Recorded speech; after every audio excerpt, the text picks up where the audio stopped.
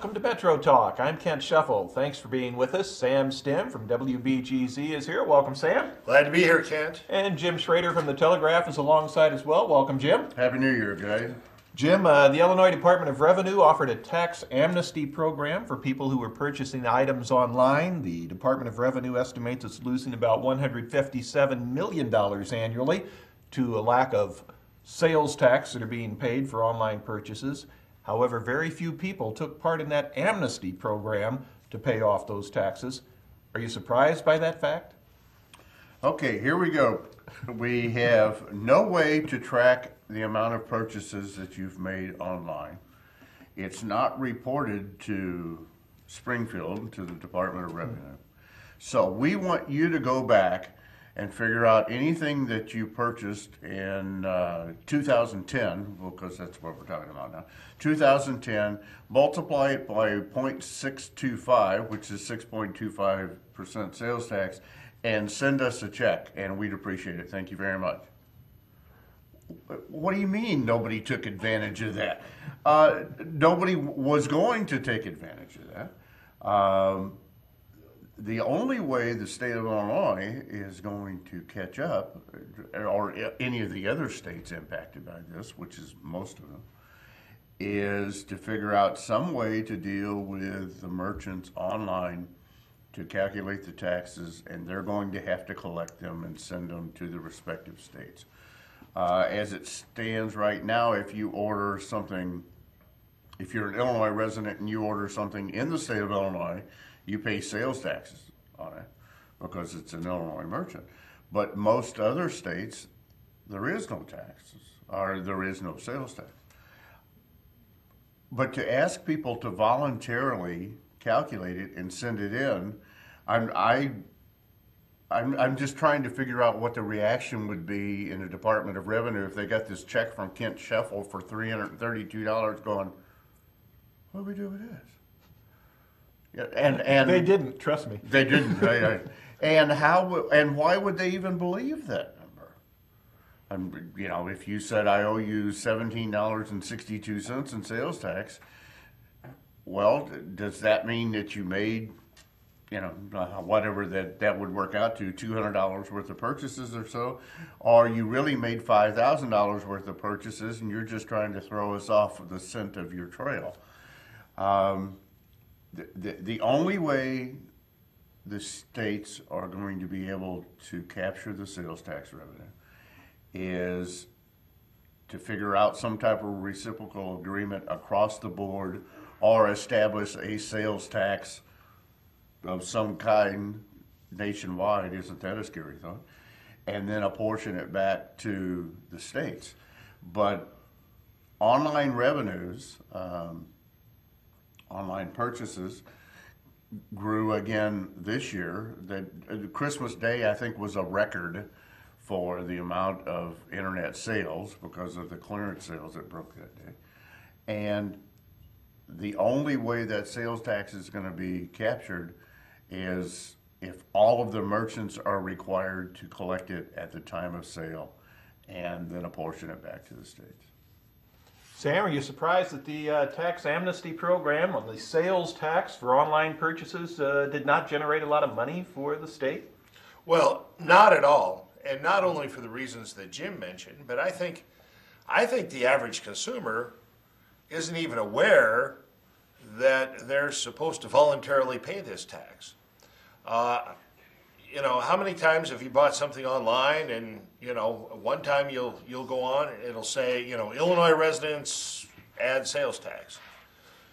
So I think a lot of people just assume that if sales tax is due, the merchant's going to add it on there and collect it. And I know, you know, some things I've bought online, and as Jim says, it's because those companies are located in Illinois. They know you're an Illinois resident when you put your information in there, and so they automatically add the sales tax. So I don't think most consumers are so savvy with tax law that they know, you know, when they're supposed to do this voluntarily and when it's already taken care of. Now, you know, the scary part is, yeah, okay, the state offered amnesty. So if you knew you owed it, say you made some big purchases, if you knew you owed it, then it might be in your best interest to go ahead and pay it, because if they catch you otherwise, they're going to add penalty and all of that. So But you're talking big purchase there. before well, the state yeah, frees it. but some people do purchase big items on you buy a home theater system or something online. You're talking maybe several $1,000s, and the sales tax on that could add up pretty quickly. But if the state decides to start going after people, if they have reason to believe that they ought to audit you or whatever, and then they start accessing your credit card records and all that, they'll find these things and they can get you. $157 million in the scheme of things, $7 million is a lot of money. But in terms of the state's financial woes, it's a drop in the bucket. So you wonder at what point in time it's going to be worth their while to actually go out and try and start sniffing through these things. Now, it's my understanding too that they're starting to require, or they have the ability to go to the credit card companies and say, you have to report, or give us access to your records so they can go in and find them that way and start going after people. But I agree with Jim. There needs to be a uniform way. If sales tax is due, put it on the merchant. You can't do business in our state. There's an interstate commerce clause. You can't do business in our state unless you collect and pay to us the sales tax that's owed. In the meantime, I don't think consumers are going to be terribly, terribly concerned about this, and they're certainly not going to rat themselves out. Can you imagine the nightmare of the state of Illinois, even if they had access to all of those millions of credit card records, then trying to search through and try to then calculate a tax on all of those, hundreds of millions of transactions. It's just a feat for which we don't have staffing, manpower, nor, I suspect, the inclination to do it at this point. And to take it a step further, if everybody who owed sales tax on purchases they'd made in the past, if they had all responded, the state probably didn't have the manpower to process those returns and those checks anyway. So, it's kind of a catch-22, and ultimately the solution is going to be to force any business doing business online to collect and report the sales taxes that are due to the states in which they do business, which is not a terribly difficult thing to do. They're already doing it in some instances anyway. Are you aware of anyone who's paid that tax? Well, other than me. Anyone else, I mean. Well, I just solved the problem. I never order anything online. But do you know of anybody who has ordered online that has paid this tax? No. We'll take a break and have more in a moment. Hello and welcome to the Lewis and Clark Minute. Today we're going to check out the music program with Dr. Teresa Crane. Have you always wanted to learn how to play the piano? Maybe you wanted to learn Beethoven's Für Elise.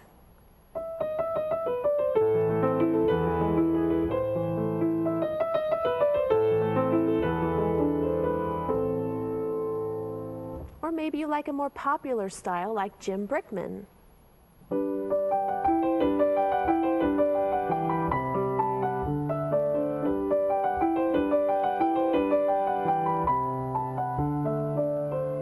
Or maybe you like jazzy blues.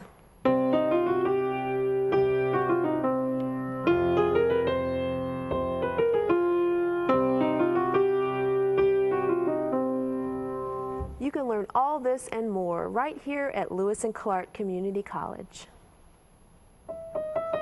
This has been your Lewis and Clark Minute.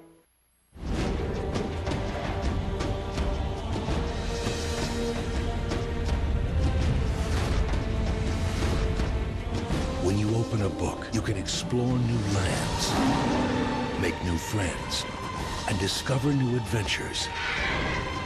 There are amazing possibilities when you open your mind to reading. Explore new worlds. Read. 60-inch screen, high definition. Football season is coming up. You can watch it right here. What do you think? I'll take it. Huh? Yeah, that's what I'm talking about.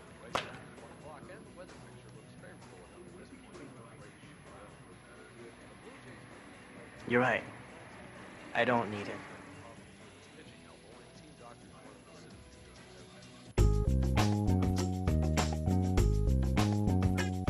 You're watching Metro Talk. I'm Kent Scheffel. Jim Schrader and Sam Stemmer here. Sam, Illinois is moving forward with a plan to sell lottery tickets online. But the group Illinois Church Action on Alcohol and Addiction Problems says that's a bad idea to be putting lottery sales online. Should the state move forward with that plan? I think not. You know, it's at some point in time you have to draw the line, and you know, if you need a lottery ticket so bad that you can't pick it up when you're out getting gas or groceries or beer or cigarettes, then you don't really need lottery tickets. It just seems to me that, you know, gambling is an addiction. Some people can't help themselves, and why make it easier for them to, you know, to rack these things up? At what point in time, you know, if we go this step, then what's the next step? Online state-sponsored slot machines? You know, video poker online sponsored by the state? You know, we'll just let people sit in their homes and blow the grocery money as long as it's going to the state. You know, and that's the attitude. Oh, you know, we're really concerned about protecting people against themselves when it's a corporately owned casino. You know, we're going to put warnings and we're going to force the casino to offer you counseling if you have a problem and all that. But do you see the state doing that? I don't see those disclaimers on state advertisements for the lottery. So in my mind, I agree with the church group. Here's where you draw the line. If you really feel the need to support the state by buying lottery tickets, at the very least, you ought to be mobile enough to go out and get them yourself, or have your neighbor pick them up when they're out, or whatever. There's no real need to put that temptation in front of people who have an addiction problem with gambling. Jim, the state's moving forward with a plan to sell lottery tickets online. One of the church groups says, bad idea. What do you think? I agree with Sam. I don't think it's necessary. But that said, I think it is going to happen. The devil is out of the box here. There's an Associated Press story that moved today talking about making other forms of gambling online. Something that gambling online, making it legal, something that has not been in the United States. A few years ago, there were offshore types based in the Dominican Republic and Bahamas and different ones that the federal government put the clamp down on. Now it appears, from listening to officials in the gambling industry, it's just a matter of time, and all forms of gambling, with the exception of betting on professional sports, because we all know that never happens. With the exception of gambling on professional sports, all types or many types of gambling is going to be available online. As Sam said, so you're going to have a corporate-backed gambling available online. The state is not going to sit back and say, well, we don't want our portion of it. That's okay. They're going to say, yeah, we want to be on there too. And I suspect they'll target much of that, their marketing dollars to advertising their lottery tickets on some of those sites that allow gambling, because those are the types of people that are addicted to gambling, or it's a pastime for them, and those are the ones that are going to be most inclined to buy lottery tickets. Similar to the thought process of putting slot machines in racetracks. People are there to gamble. You allow them to bet on the horse races, why not allow them to kill every 19 minutes with, punching a slot machine too. I don't think lottery tickets need to be available online, but I think they are going to be available online, and probably sooner. Well, I started to say that probably sooner rather than later, But this is the state that 2 years ago okayed setting up video gambling and bars and quick stops and convenience stores, and they still haven't figured out how to make that work yet. So I don't know how long it will take them to develop some type of a process to allow them to sell lottery tickets online. Sam, you talked about people getting these tickets when they're purchasing their gas, their bread, their milk. Is putting lottery sales online for the convenience of the customer, or is it purely a way for the state to make more money? Well, I haven't heard a hue and cry from the public saying, you know, we need to be able to buy our lottery tickets online. So I think it really is a matter of the state has done the calculation, and every calculation says, you know, as a state we'll bring in more revenue if we do this, so we're going to do it. That's really what it's all about. And in a state with the kinds of deficits and the kind of debt that Illinois has, I think they're grasping at straws at anything that's going to increase revenue, and maybe not thinking forward in terms of the consequences. They're again, and I don't know, maybe there's some safeguards, maybe there are ways to say, well, you can't buy more than $5 worth or $10 worth in a day. But then, of course, you'll get an argument from somebody saying, well, I'm able to, why can't I spend my money the way I want to? So, again, I just think it's a bad idea to go down that road, but I think we all know why we're going down that road, and it's because the state sees it as an easy way to get more money. These kinds of the lottery is really a voluntary kind of tax.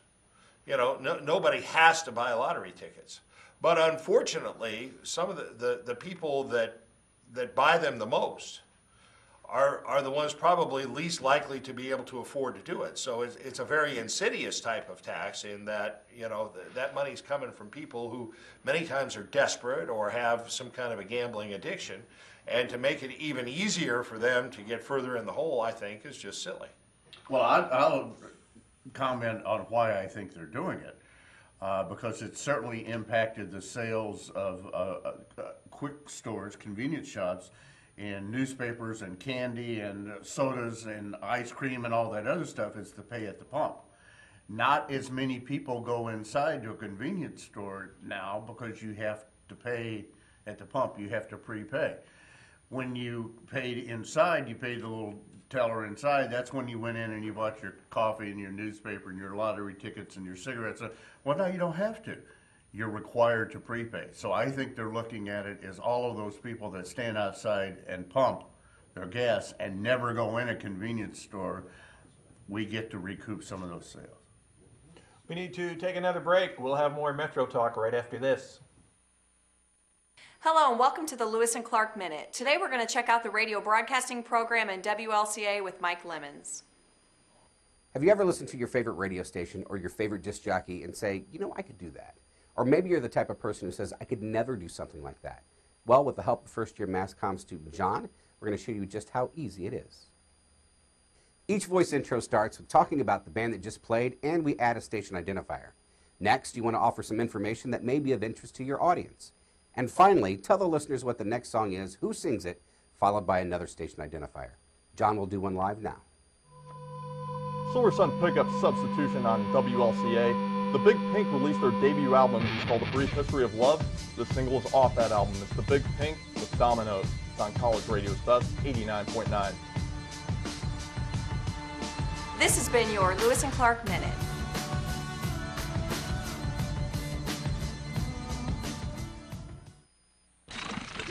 What's that?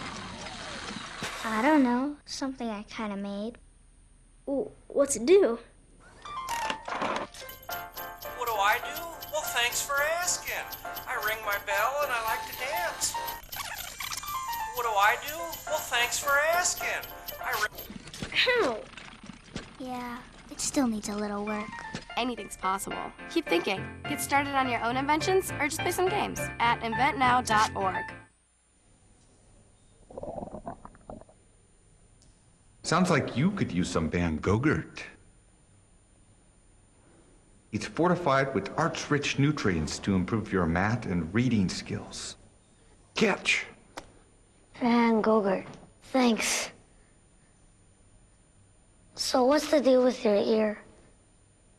Always with the ear, huh? Feed your kids the arts. For 10 simple ways to learn how, visit AmericansForTheArts.org. This is Metro Talk. I'm Ken Scheffel. Jim Schrader and Sam Stemmer here.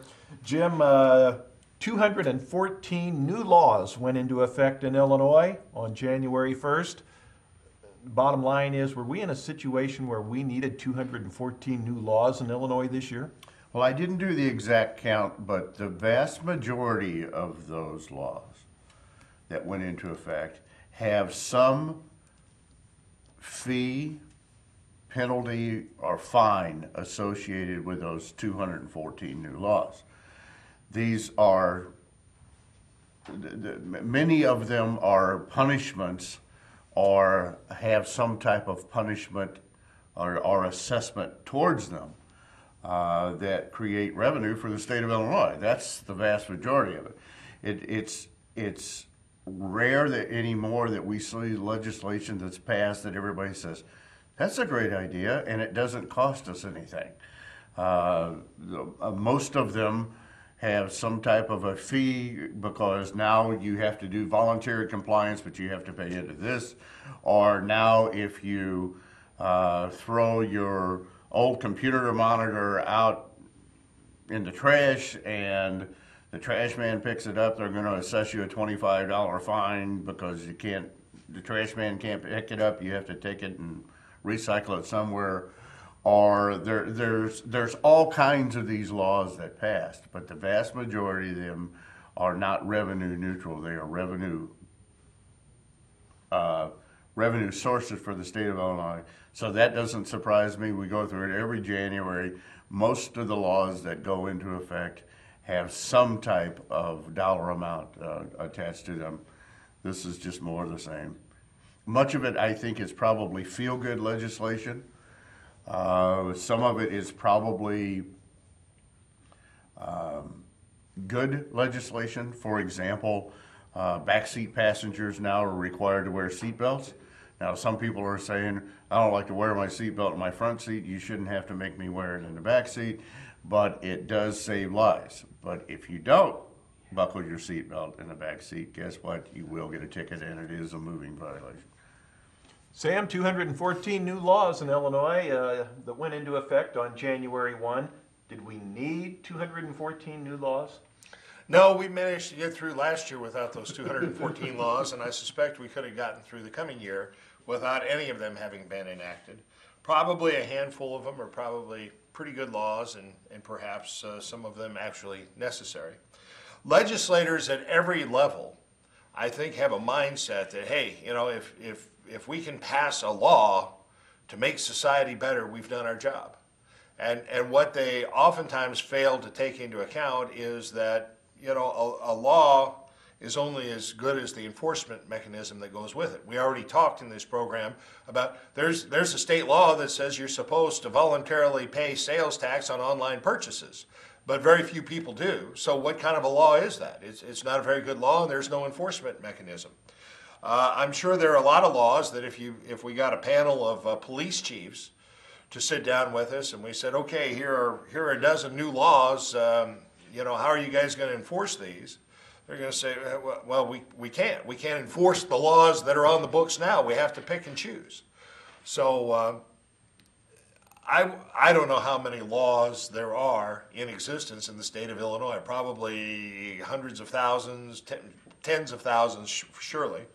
I suspect if we could sit down and go through all of them, probably the vast majority of them could be thrown out and nobody'd ever notice the difference. So it's just the nature of a legislature, any legislative body, to feel the need to pass laws because that's what they do.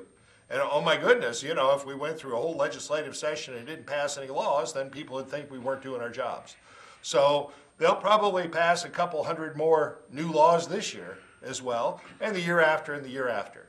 And the vast majority of them probably weren't terribly necessary, but that's just what they do, and quite frankly, the vast majority of the laws on the books are ignored anyway.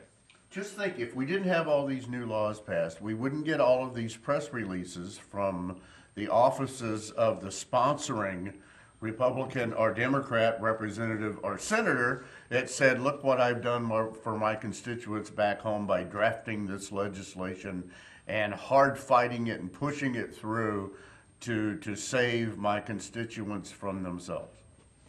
Well, Jim, one of those new laws is now requiring convicted murderers to register in the same manner as sex offenders when they're moving into an area. Was that a good idea? Do we need to be registering convicted murderers? Well, I personally wish that law weren't necessary, because if you were a convicted murderer, you wouldn't be walking the street, and I would know where you are. You would be in cell 63 with a 7-digit number on your chest. So I don't support the idea that it should be necessary, because to me, if you're a convicted murderer, you should be rotting in prison or worse. You know, I support capital punishment in some instances, and I think in some instances we need it. But since we don't seem to have sufficient prison space or judges that are willing to really hand down some stiff sentences, or juries that are willing to pass stiff sentences, I think it does make sense.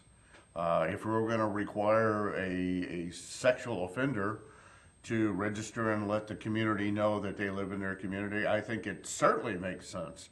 A convicted murderer would have to tell their neighbors that they live in that community. Sam, does it make sense? Is it a good idea that we now have to have murderers, convicted murderers, register in the same way as a sex offender when they move into a neighborhood? Well, where are we going to draw the line? You know, I'd kind of like to know if a burglar is living on my street, you know, because I need to know whether I need to lock my doors or not, you know. Quite frankly, I understand sex offenders having to register, because many sex offenders who have served their time in prison said, hey, I can't guarantee that I'm not going to do this again. I mean, they say this in therapy. There's some kind of a compulsion that despite the penalty, there's a very good chance that they're going to commit those kinds of crimes again. So for people to be able to protect their children in a given neighborhood, it's a good idea for them to know. But at some point in time, where are you going to draw the line? Okay, we need burglars, and I'd like to know if I got any drunk drivers living on my street, because it may not be safe for me to walk up and down my sidewalk if that old drunk down the street that just moved in is going to be driving his car.